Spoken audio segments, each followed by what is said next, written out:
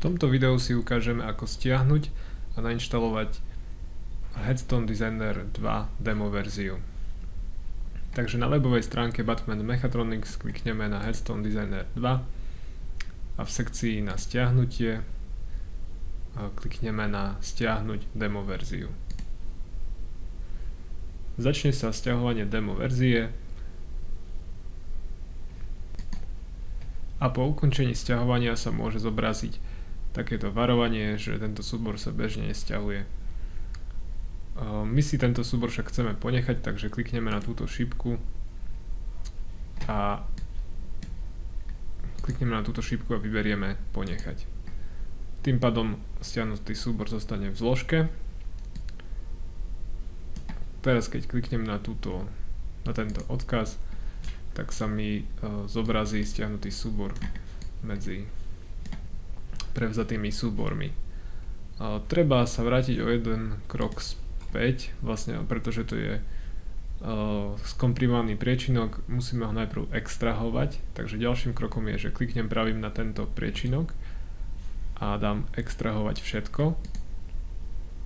Vyberiem si extrahovať a zase počkám, kým sa mi celý priečinok extrahuje. Ak by som vynechal tento krok, tak pri inštalácii by mi vyhadzovalo chyby a nechcelo by mi ten program nainštalovať.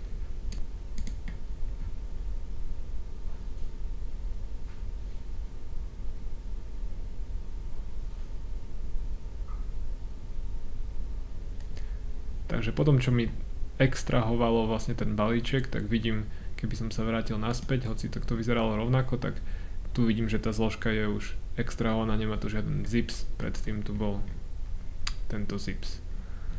Takže táto extrahovaná zložka, tu si to otvorím a spustím program Setup. Spustiť a nechám sa previesť s prievodcom inštalácie. Takže ďalší, počkám, kým sa nakopírujú súbory. Musím vložiť sériové číslo. Sériové číslo je to, ktoré dostane. Takže nejaké sériové číslo, napríklad toto. Môžem ho tu skopírovať a vložiť. Kliknem na OK. OK. Našlo mi Corel X4 a X6. Chcem tu do obidvoch nainštalovať, takže OK. A v podstate inštalácia je hotová. Následne toto všetko môžem zavrieť. Spustím program Corel, v mojom prípade X6, a musí sa mi tu zobraziť tlačidlo Headstone Designer. Keď na neho kliknem, píše mi 30 dní zostáva, pretože ide o demo verziu. Spustí sa mi tento program a môžem ho používať. Vyberiem si pomník, napíšem si nejaké texty a pokračujem v používaní.